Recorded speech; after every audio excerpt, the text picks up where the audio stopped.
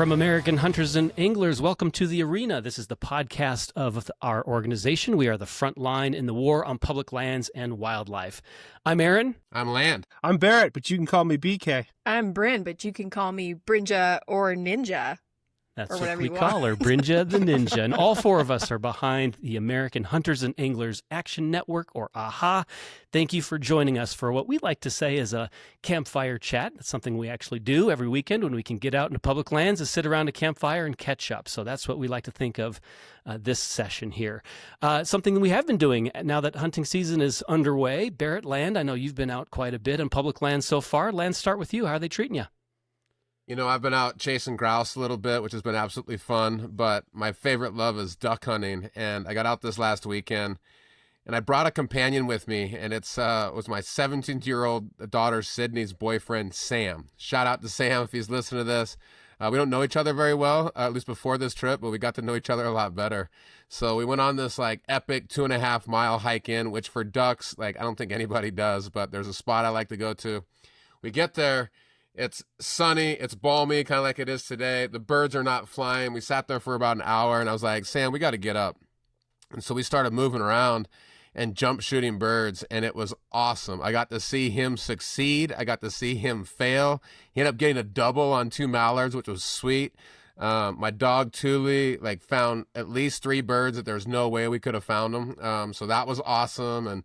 And then the old boyfriend, he's kind of a stout kid, and I made him the duck mule on the way back. So he had to pack out those ducks. We shot 10 of them, and he had to bring those ducks back on the way out. So it was pretty awesome.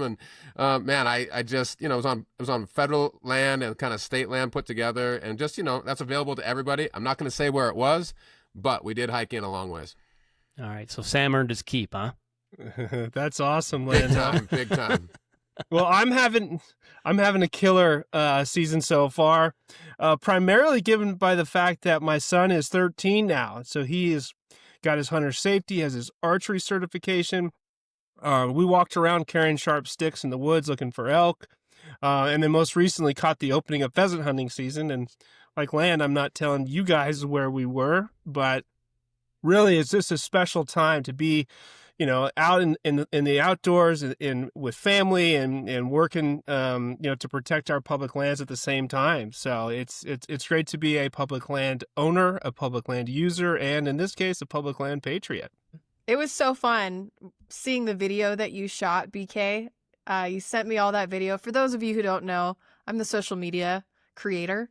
And so BK sent me all these great videos of him and his son, and it was great to see that father-son time. Such a handsome kid. I didn't get to spend as much time outside as you guys this weekend. But, if you grew up in a family where fall meant bird dogs and junk food and your dad letting you drive way too young, this is going to hit home. We're about to play our Instagram video of BK talking about opening day.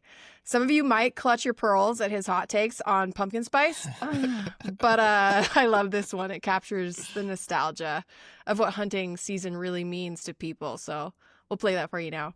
All right, this might be a somewhat controversial opinion among some people, but to me, autumn is not about football. It's not about decorative gourds, gross. And also, what the fuck with pumpkin spice in everything? No. Fall is about hunting season, baby. We wait for it all year. It's finally here. Today's the opener of pheasant hunting. And there's zero chance that I'm going to tell you exactly where we are right now because the boys back in camp would freak. But I can tell you that we are on public lands. This trip's a little different for me because it's the first hunting season since my dad passed away. And I remember so vividly all of those hunts that he took me on when I was a little kid. It wasn't just about shooting the birds, it was just everything. It was all of that one-on-one windshield time. And, he would let me drive the truck just when I could barely reach the pedals, all while Willie, Waylon, and the boys were playing on the radio. And the endless stream of junk food. King among them, Vienna sausages. But look, time stops for no one. And now I take great joy in seeing my son carry my dad's shotgun in the field. But this isn't just a story about my family. This is a story about countless families and millions of memories, all brought to you by America's public lands, our public waters, our public wildlife. But unfortunately, today in our country, our outdoor legacy is at risk. So we need to band together and fight to protect what's ours. Join us. All right, Willie Whalen and the boys. Powerful stuff, Barrett. And by the way, I've known Barrett for, almost 25 years now, and I will tell you, he will never tell me where he goes hunting. So, but let's stick with what you said at the end, Barrett. Today in our country, our outdoor legacy is at risk, and of course, that's the whole idea behind this organization, AHA. Lantani, how the hell did we get here? I think that this started with a new Congress and a new administration, really. And, I think that the threats are real, and it's something we need to pay attention to. And right away, the first thing that Congress did this year was create a rule that made it easier to sell public lands. And that didn't really freak anybody out at first. We were right on top of it. We knew what else was coming. So fast forward to late spring, and the House introduces a part of this provision that would have sold 3.3 million acres. And at that point, the people started getting pissed, and they spoke up, and they pushed back on this, and they stuffed it down where it needs to be. But then lo and behold, we have this chairman of the Energy and Natural Resources Committee, Senator Mike Lee, who jumps in and reintroduces this bill again. That old, like the old mole rat jumps in, and he introduces this provision again to sell 3.3 million acres. And man, you thought they came out of the woodwork on the House version. The Senate version, they really came out of the woodwork. And this was people from all walks of life. I think famous people like Joe Rogan talked about it, Cameron Haynes, like Ryan Callahan. But then you had just average Joes making videos on Instagram saying, hell no. They were calling their congressman, 202-224-3121, if you want that phone number, and just shoving it back where it needed to be. And to me, when Mike Lee said, oh, this is just a bunch of paid hacks, that are trying to stop this provision, I kind of laughed to myself, and I said, you keep believing that, Mike Lee, because this is America, because it's America's best idea, which is our public lands. And they said, hell no. That's right. The pushback was substantial. I mean, you're talking about public land owners, users of all stripes, political persuasions, people who hunt, fish, camp, hike, all of those types of things, ATVs, snowmobilers, people who love to, nerd out and watch birds. It was like the whole, public land space was just lit on fire, and the opposition was overwhelming. And look, I've been following politics for a long time. You almost never see a United States senator have to literally withdraw his or her own piece of legislation. That is just so embarrassing, because he had no other choice, because the pushback was substantial. So I really think that was an example of how our voices actually really matter. And I know in this day and age, it's easy to think that, calling your congressman, putting out social media, emailing, whatever it is, it doesn't really matter, but it does. And that is a real tangible example of what, our voices can do. And I remember, maybe you guys remember this video too. Land had spent a couple of days off. I think he was fishing somewhere.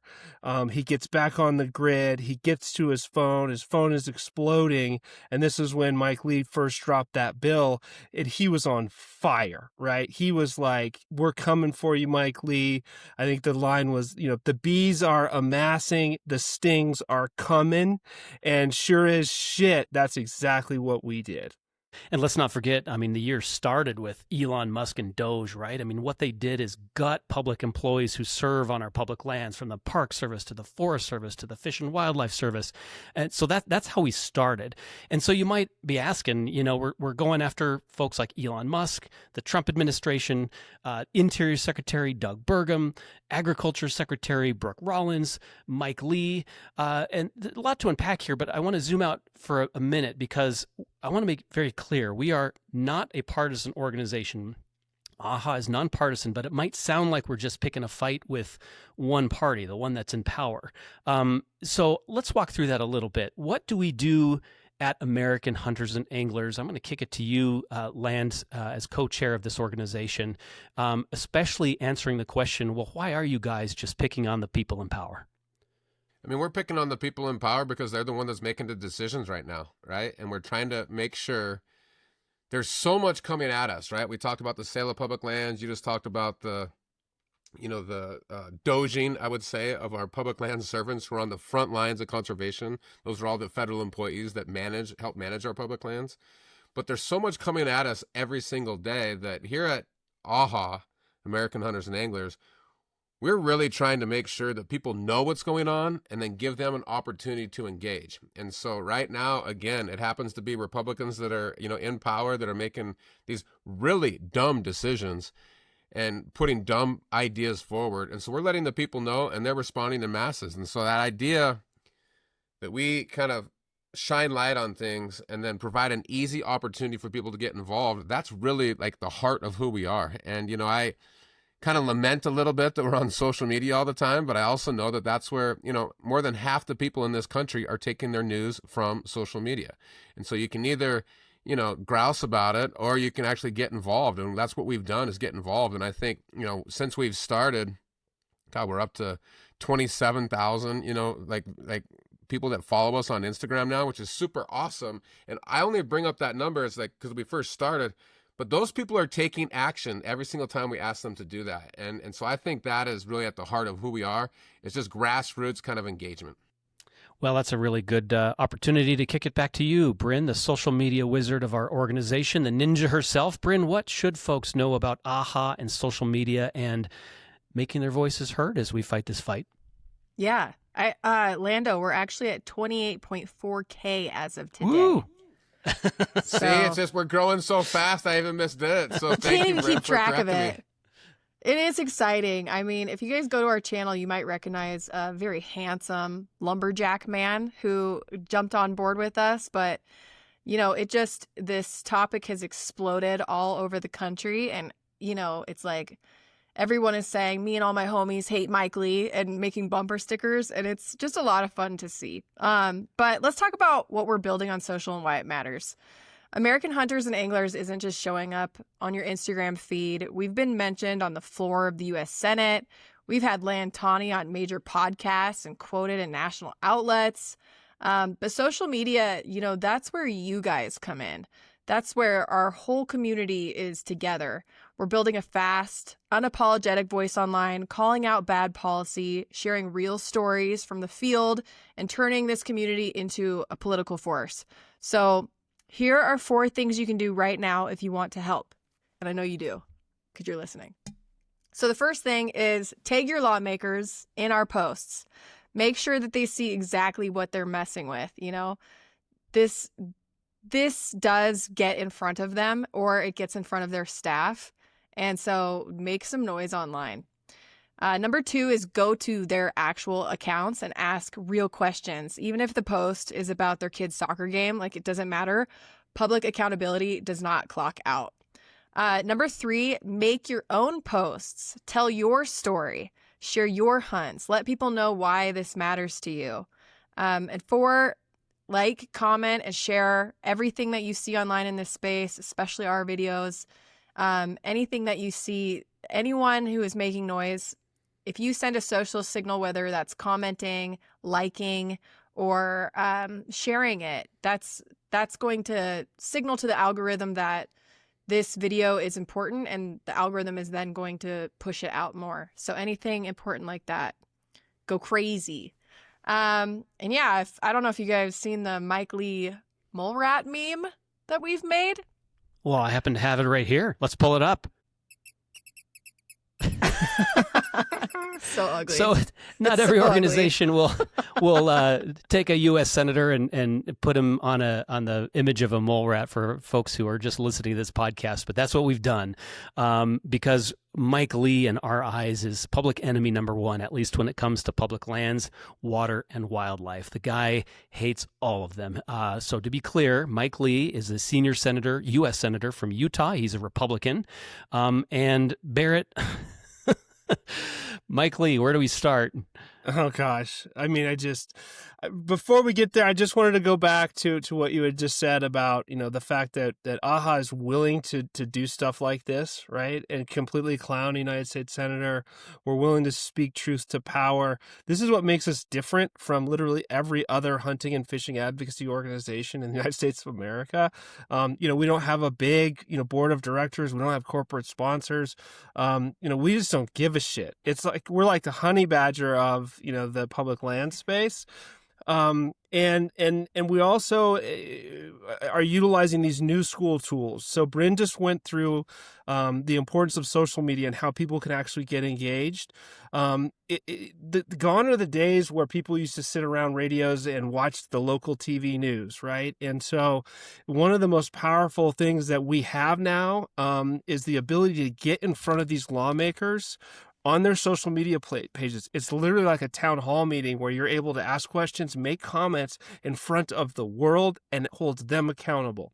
So I just wanted to reemphasize that. But, Mike Lee is just like this guy who has this thing out for public lands and has for a long time. And he saw a moment and an opportunity to bring this vision of his that, 3 million acres to be completely sold off. And essentially that's just, selling off our public lands to make other people rich. And if you look at all the things that are happening with this administration and this Congress, I mean, it all boils down to one primary motive, and that is greed. And we, the average Americans, aren't going to see a single penny of that. And furthermore, we're probably going to get left holding the bag once they make all their money, and they take off on their yacht, right? So anyway, Mike Lee has got to be held accountable. I think in my mind, in my heart, that he's coming back. So we got to be ready. We have to stay vigilant and be ready for these public land sales. The other thing is they're getting more sneaky about what they're trying to do. And they're putting little provisions here and chipping away. And Lan, I want to toss it to you because I think that, you have a pretty good perspective on what we think their playbook is with regard to dismantling, etc. Why don't you go through that and explain that? Yeah, I think, and just before I do that, Mike Lee, one of the reasons why we're making him, put his head on a naked mole rat is because we want to ostracize him and make it just like that nobody else wants to work with him. He is the chair of the Energy and Natural Resources Committee in the Senate. Position. It's a very powerful position on public lands. And we want to make sure that everybody's like, ooh, hot stove. I want to get away from Mike Lee because he is so toxic, which he's doing all on his own. We're just, making sure that people see that. And so I guess I would look at this in kind of 3 ways. And the first one would be defund our public lands and public waters, dismantle our public lands and our public waters, and then ultimately divest, which is a fancy word for sell it the fuck off, right? And like they're doing all these things to break the system and say, see, we can't manage these lands, we might as well privatize them. And so that is the playbook. And I would say that, under the dismantle, let's start with that. I mean, we've already talked about the doging of our public workforce, is that, these public land management agencies were already understaffed. Let's just think about that. They're already understaffed. Now they've been cut 25%. There's this shutdown that's going on right now and potentially another 10% on top of that. So 35% of the workforce is gone. That's more than 1 in 3, right? And so like that is a big cut. So that's dismantling. Another piece of dismantling would be what they've done to the roadless rule, right? They're talking about just taking the roadless rule away. And so they can go put roads in a place, where there hasn't been roads. It's amazing security habitat for elk. It's awesome for fish habitat in particular. And we can't pay for the roads that we have right now. And so that one makes no sense. So they're trying to dismantle. I would say, we're going to talk about the boundary waters here in a little bit, but even like this Ambler Road that's up in Alaska, like they're trying basically to just kind of defile our public land. So again, that we all don't want it and that we want to divest it. Then you get into defunding, and defunding, not only were these public land agencies understaffed, but they've been underfunded. And that's not just Republican administrations. For the last couple of decades, we have not prioritized our public land management agencies. And so the funding has been going down. Now with the proposal that the president has put forward, and that is not, come into law, thank goodness, yet. But he's talking about 35% cuts there. And so you're taking away the workforce, you're taking away the funding, all again leading to the divestiture. Barrett, and we've all talked about kind of what Mike Lee did. But when he got this pushback, and he kind of did put his tail between his legs, but then he also said on the tail end of that, I'm not done, right? And so when he says I'm not done, and he's the most powerful person like around public lands pretty much in the Senate, like you got to know it's coming back. And so we have to stay vigilant. He's the poop that won't flush. Well, even the former Interior Secretary, so Ryan Zinke, now a congressman for Montana, but he was on a podcast a couple days ago and said as much. He said Mike Lee isn't done, and that's coming from a fellow Republican, and so guy who knows exactly what's happening. Gang, I want to pivot us a little bit here and start to zoom in on a couple places that are really important to our work. And I want to set this up by playing another video from land, and then we'll talk about it here on the other side. The Boundary Waters is the most visited wilderness in America and has been every single year since it was established in 1964. It supports countless jobs and an annual $77 million economy. Better yet, it's some of the cleanest water on the entire continent. I recently joined good friends to do just that. We rendezvoused in Ely and then trekked to Snowbank Lake to access this magnificent place. We paddled across the lake and then did a portage to Parrot Lake and then to Disappointment Lake, which, let me tell you, does not live up to its name. We followed a great dog, shot grouse, paddled, caught multiple species of fish, besides those dang pesty and tasty walleye. Next time, there's an old saying, and it's whiskey's for drinking and water's for fighting.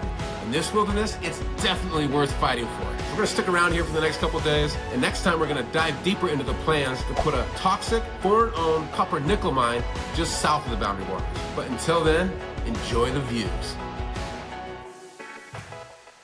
Nice. So good. I wish I was there.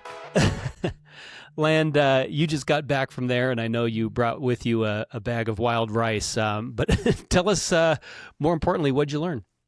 I think that this is my fourth time now up to the Boundary Waters. And my first time I got to go there in the winter, and we went in there on sled dogs, which was absolutely amazing. Those portages, on the wide open lake, it's not that exciting, but you get to those portages and those dogs know where they're going, and you got to kind of move the sled behind them around.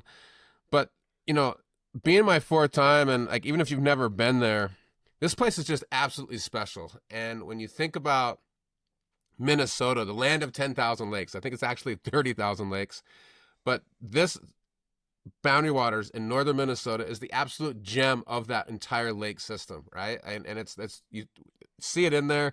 You can drink right out of the lake, which is absolutely amazing. I've done that, not in the front lakes, but in the lakes in behind.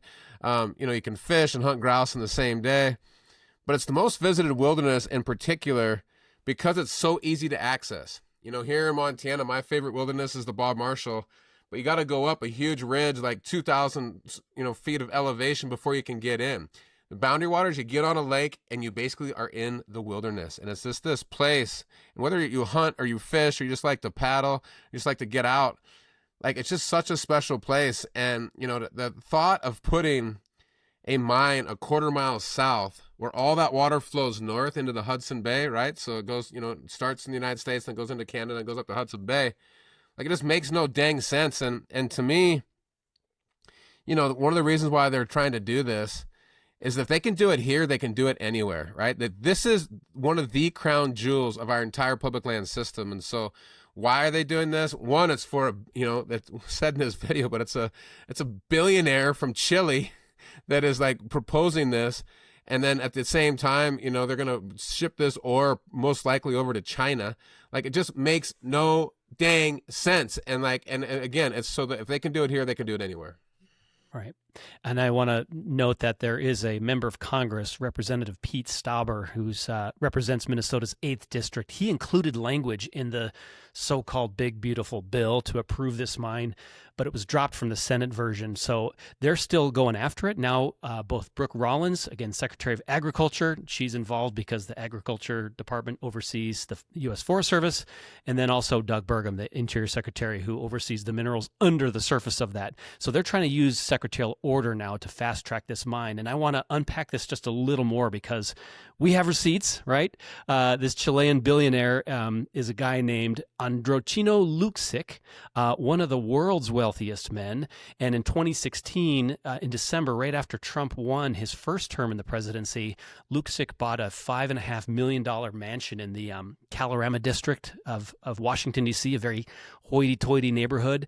And he turned right around and rented that mansion to Jared Kushner and Ivanka Trump for a monthly rate that was a lot lower than they were anticipating on spending in D.C. So all sorts of questions being asked. And again, this Chilean conglomerate, it's called Antofagasta, which oversees the Twin Metals mine, has spent $450 million lobbying Congress to get this mine approved. It's obscene. Yeah, obscene. It's insane. So what can folks do, Barrett? I mean, again, we have to fight back. In life, you try or do nothing, and we choose to try, right? And so whether or not you have the occasion to go to the Boundary Waters, if you ever want to go there, I think that Land's point earlier was that if they can do this kind of thing in a place like the Boundary Waters, places like Alaska, they really can start to do this in your backyard. And so it's about making our voices heard and keeping them accountable and digging in. But Murph, I thought you did a really nice job there of drilling into this just a little bit more to make sure people understand the connections here. I mean, that whole renting the mansion to Ivanka and Jared for a song, it's just fucking stinks, right? And so we have to call that out. But also there's opportunities. So I mean, maybe Land, after this latest trip, you came away with some additional insights on what specifically folks can do. But my sense is that we just keep hammering it. We just keep pushing. Yeah. Yeah. Well, it stinks like a swamp, right? And if if that's what you voted for and you didn't sign up for selling off some of the coolest place in the world to visit and explore and take your family so that a Chilean billionaire can make more money, I mean, that's elections have consequences, right? Let's talk about Alaska a little bit. I know that's kind of a hard shift, but really comparable because there's another foreign-owned mining company called Trilogy Metals. It's based in Vancouver, BC. And I'm going to set up this with another video from Land just because he does such a nice job at encapsulating what the issue is. But let's watch this one really quickly, and we'll take it on the other side. See this? The mining company's stocks just exploded by 225% overnight. It's because President Trump just signed an executive order approving the Ambler Road. Ambler Road is a 200-mile, two-lane toll road that goes right through the middle of the Brooks Range. And this was against the will of hunters, anglers, and indigenous tribes. If you hunt, if you fish, if you dream of chasing caribou or salmon, listen carefully to what Secretary of Interior Doug Burgum says. The United States government is making an investment in Trilogy Minerals. They're one of the companies that has mining claims in this area that is a remote wilderness right now. Trilogy Metals, it's based in Vancouver, BC. And yep, the taxpayers are on the hook. Ambler Road, it's all about dollar signs. And once again, for a foreign-owned mining company. The Trump administration, they say that construction on the Ambler Road can start as early as this next spring and take about a year to complete. Now, this executive order is just the first hurdle. There's going to be lawsuits, and I will tell you that native corporations still have to sign off on this shitburger of a plan. So hunters and anglers, if you care about Alaska, you still have time to weigh in. Tell these politicians loud and clear. Hell no to the Ambler Road. Hell no. No. Yeah. Hell no to this shitburger. Land. It's yeah. I mean, this. You can see kind of some of the imagery in the video, but I'll just say that this is one of the last big caribou herds in the entire world that still migrates. This road goes right through the middle of their habitat. It's right on the edge of the Brooks Range, where there's a bunch of sheep up in that Brooks Range. Then you have this road that's going to cross 11 rivers and 3,000 streams. 3,000 streams, right? And so that this is going to create, just havoc for salmon populations in particular. And the last thing I guess I would say about this is that this is an industrial road. This is not hunter and angler access. Some people are like, hey, man, I'm going to be able to get in there and hunt and fish now, even though it's going to be messed up. But it's actually only for industrial use. And so, when you think about that piece and, it's going for this mine that's gonna, I think it's like copper and nickel, and then there's even some lead in there. Why are we even mining lead anymore in some ways? But it's going to be at the expense of, I think these opportunities and subsistence, hunting for the native populations that are up there, the indigenous populations. And so it's just not a place, especially again, and I say it in the video, for a foreign owned mine. Like they're out of Canada. We the people are getting screwed out of our minerals, and these special places will never be the same. And that's again why we say hell no. And hold up. So what you're telling me is that you are going to send my taxpayer dollars to a private, foreignly owned company in a different country so that they can completely pillage and plunder one of the most spectacular places on the planet? Fuck you. Right. And you can't get that back once it's destroyed, Yeah, totally. Right. So people don't understand this. It's like we have to give this land to the next generation, these memories, these opportunities to go outside, and they're being destroyed and taken away forever if these mines come in. Well, and these areas are critically important to, Alaskan natives, right? As subsistence, fishing and hunting and all of those things. And, it's screwing them over as well.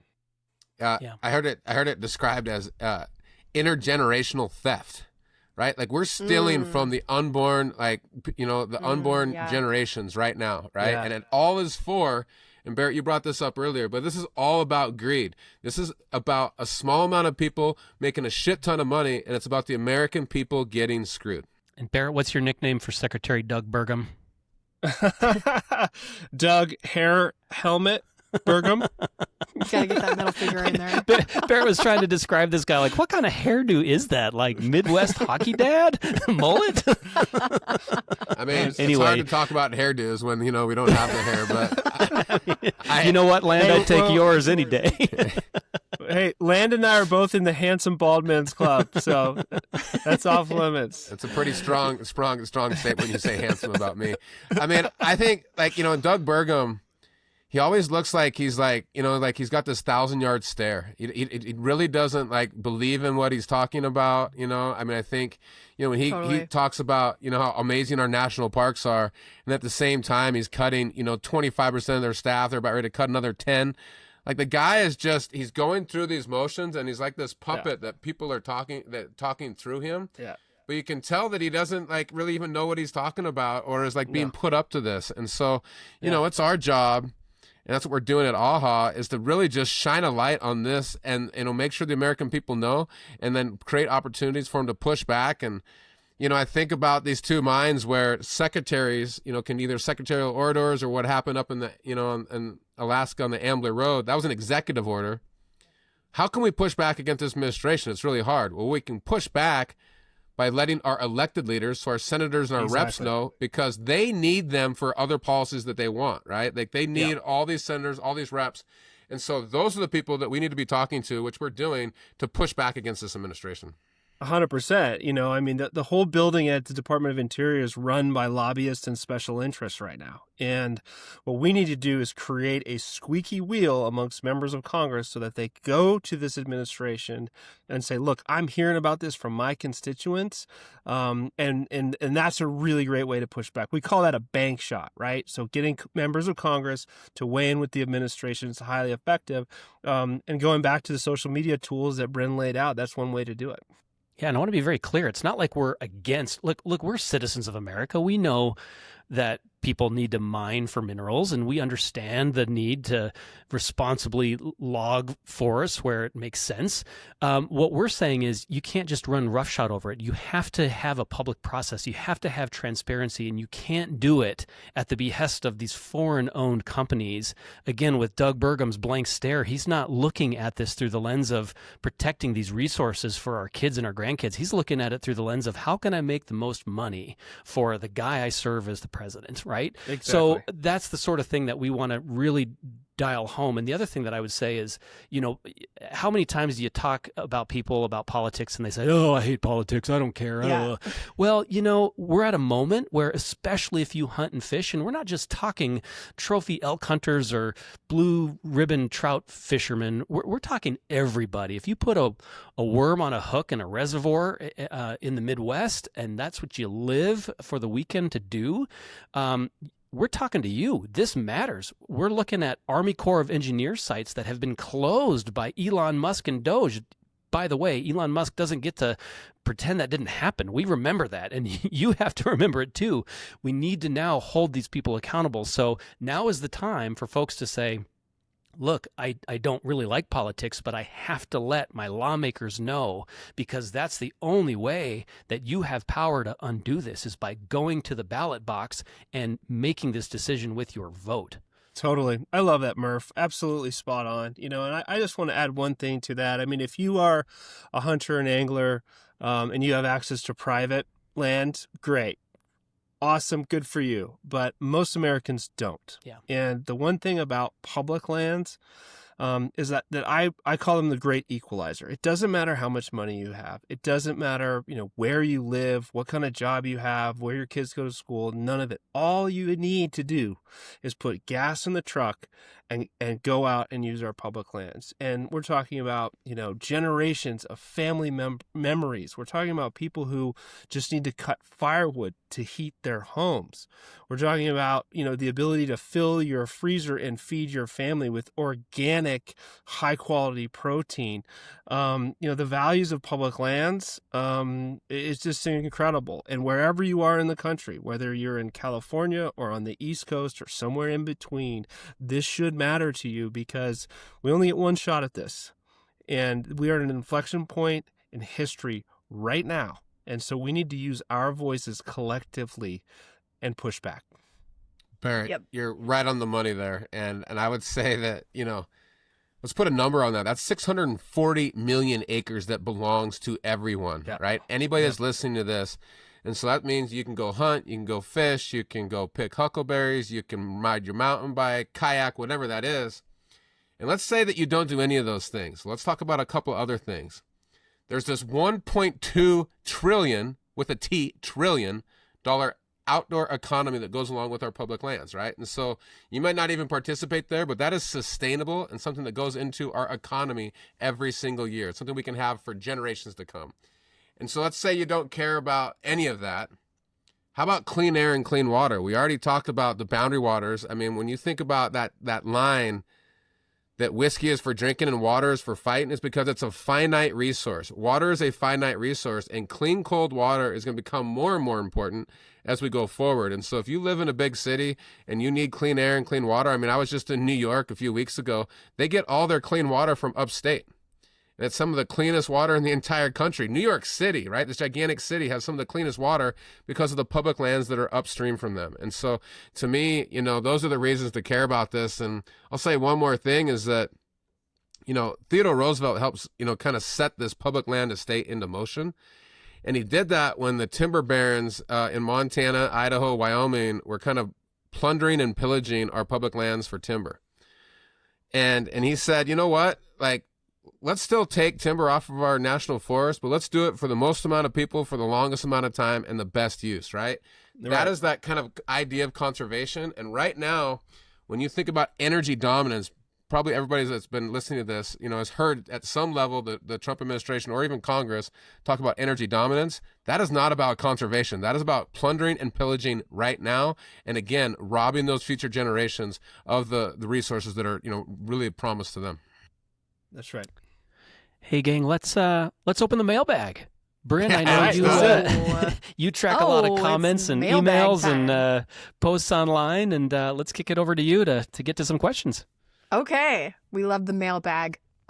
So Lando, there was actually a question that came through, and they were like, a road isn't going to stop the animals from migrating in Alaska. What would you say to that? I mean, I think we all see pictures of, either an elk crossing the road or a caribou crossing the road. And let's talk about elk first, right? Because I know them better. But elk, they need their elk security, and they really start that a mile away from a road. And so when you have a roaded system, those elk you may see them once in a while, but they're trying to get as far away as they can. So a good elk hunter will start, a mile away from the nearest road. So the roadless rule would be totally bad for elk. Now let's talk about this road up in Alaska. Again, you may see a caribou, but you're going right through the middle of their habitat. And this is an industrial road, which means that there's going to be trucks on that all the time, let alone during the construction time. And so that's going to alter their migration routes, potentially even stop that. And to me, again, this is just not a place to do that in particular. So, yeah, roads, I mean, sure, you're going to see a caribou. You're going to see a picture of a caribou on a road at some point that somebody's going to put up there. But that's like one caribou that's like, I have no idea where I am, or I got pushed into here. And it's a very fleeting thing. Those opportunities are not commensurate with actually what's going on. But I thought it was a good Awesome. question, and appreciate whoever asked it, because it gave us an opportunity to explain it. So Totally. Thank you, Vika. Yeah. And you guys, let it rip in our DMs or in our comments. We want to hear your questions. Here's another one. totally. Can you drink the water out of the boundary waters? I mean, Okay. this has been a huge debate, right? And I think we've talked about this internally too. I've done it, and I have not gotten sick. I don't think I would do that in those first few lakes because of there's still motorized use in there. Plus there's a lot more human activity and houses in those first few lakes. But once you get over that first portage, and as long as you're drinking that water out of the middle of the lake, I mean, I'm not going to, we probably should put a disclaimer on this because I don't want anybody to get sick and then come back to AHA and try to get some money from us. By the way, we don't have any money to give you, but you can drink that water, and it's cold and it's clean because of it. It's literally a system that is untouched. It is wilderness. And so, to me, I think that's okay. But, others may have a different opinion. Okay, No, next question. Don't drink it. I mean, look, I'm not a doctor, but I did stay at a Holiday Inn Express last night, and I think I can tell you I probably wouldn't. But the point is, it's very, very clean, but maybe It you is. would want to filter it or check in with your own personal healthcare provider. Thanks, Lawyer Barrett. Okay, next question. What are your thoughts on Michael Boren, new head of the Forest Service? Trail Karen, baby. That's America's America's number one. one trail Karen. If you guys haven't seen our video on Michael Boren, please go watch it because it's a work of art, if I do say so myself. It's amazing. This guy is such a douchebag.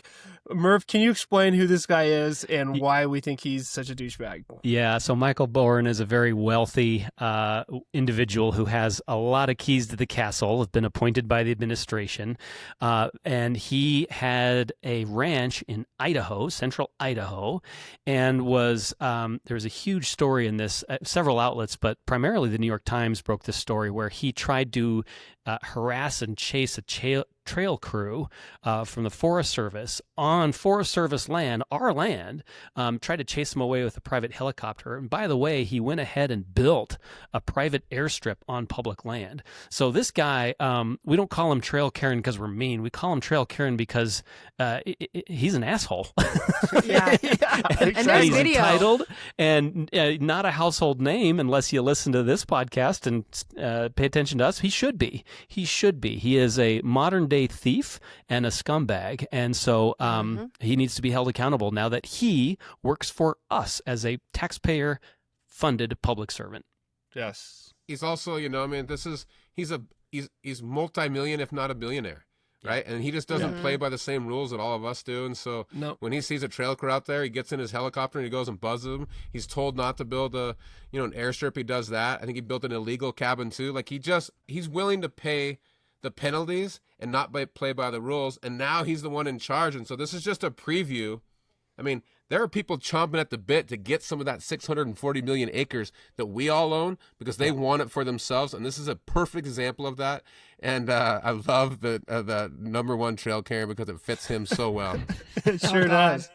It really does. To a T. Okay, next question.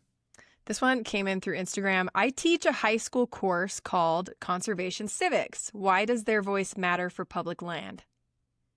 Ooh, I love this one. Good question. I absolutely love this question because we are talking about young people, right? And this high school conservation civics class where this teacher is giving them an opportunity to learn about how to engage in public policy. And hit us up on the DMs and asked us for our opinion, which means he's going to go back to his class and tell them the answer to this question. So don't fuck it up, you guys, okay? So for me, it's all about being an active and engaged citizen. And when I was young, I didn't care about anything. I was a huge fly fishing addict. I loved following the Grateful Dead. I was chasing girls. I didn't care about anything. And then somebody wanted to put a mine on my favorite river. And my girlfriend at the time said, well, if you love it so much, why wouldn't you become an active and engaged citizen? And it was in that moment where a spark lit off, turned into a 25-year career in advocating for public lands, public wildlife. I will tell the young people in high school that your voice does matter. And now you as the new generation can use all of these sweet tools that you know how to utilize a lot better than people of my generation to make your voices heard and put out really cool content and use the internet and use social media and podcasts and all these other things. But I love the question. I'm sorry I'm droning on about it, but I hope that you tell those high school students that they can make a difference and that conservation policy could be a really cool and fun career for them. Absolutely. I want to jump on. Oh, Lando, you want to go ahead? Well, I mean, I guess I just would say that, democracy is run by those who show up, right? And so you're either at the table or you're on the menu. And what that basically means is when you're at the table, you might not win everything, but you got to be up there because somebody else is trying to carve you out, right? And so, like, to me, you got to use your voice because if you don't, it doesn't matter, right? Like, your voice is not going to count. And so, again, we're not going to win them all, but, man, get to the table. Yeah, our voice is so much more powerful than people realize, and we can get so loud together. And we've seen that with this whole Mike Lee situation and the 3.3 million acres. But I also want to say there he is. So there he is. That's exactly what he looks like, by the way. So if you are using your voice, I want you guys to realize that the way that you each individually speak as people and express yourselves, it really matters, and it resonates with all kinds of people that might not, pick up on that or feel like they're included in this conversation based on whoever is speaking about it. So your voice does matter. The way you talk, the way you express yourself matters. And so please do that and just pop off. That's what I have to say. Here's another question. Totally. You guys ready? Yes. Okay.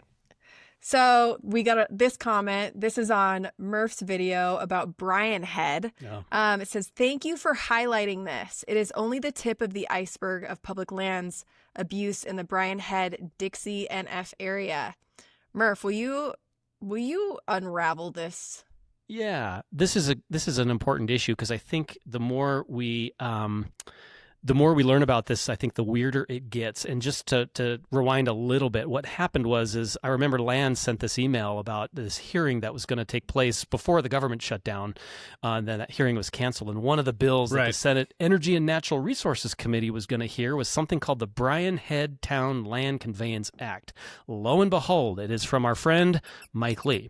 So this bill just it piqued my interest because I was like, what the hell is Brian Head Land Town Conveyance? Well, turns out Brian Head is a name of a ski town in southern Utah. And it sits right next to the Dixie National Forest. And Mike Lee and the other senator from Utah, a guy named John Curtis, was just elected. So I don't know if he knows what he's doing. So this is a Mike Lee bill.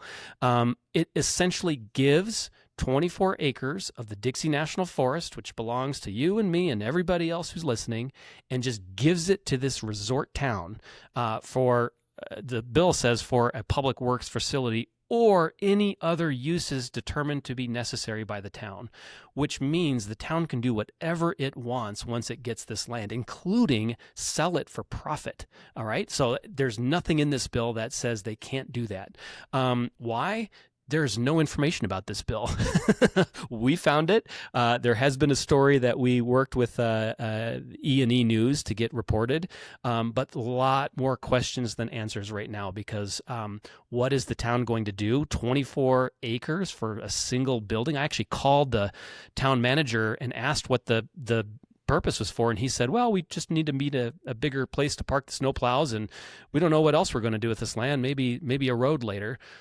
Dude, there's a lot of questions that still need to be answered before you gift 24 acres of American public land to a pretty affluent ski community in Utah for nothing. It's not a trade. It's not a sale. It's a giveaway. So appreciate the person who asked that question, because you're right. There's more to look at, and we encourage you guys to look more into this bill. And if you happen to live in Utah, boy, it is time to ask Mike Lee if you can find him not hiding somewhere, or John Curtis, or the congresswoman who represents that district, Celeste Malloy. She hasn't introduced a version of this bill in the House yet, but she probably will. So ask those people, but appreciate the question. And I'm looking at the time, guys, and we are at time already. So time flies when you're having fun. It's not quite a campfire, although I see one in the background in Barrett's cabin there. Barrett, hope you're staying warm. Brin, Land, on behalf of all you guys, I want to say thanks to everybody for listening to this. We're firing up this podcast with a little more regularity now, and hope to come at you with a lot more of these things. In the meantime, please follow us on social media. We are on Instagram, TikTok, Facebook. Brin, what am I missing? We are also going to be on YouTube a little bit. So Yes, we're starting to expand in that area. We've been on Twitter a little bit, but Twitter's not really like the scene. So Twitter's a dumpster fire. Yeah. But join us. We ride at dawn, baby. Let's go. Go touch some grass. Go touch some grass.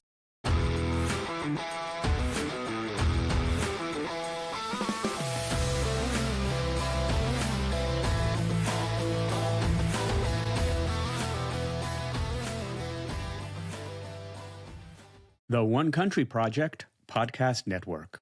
Hot Topica.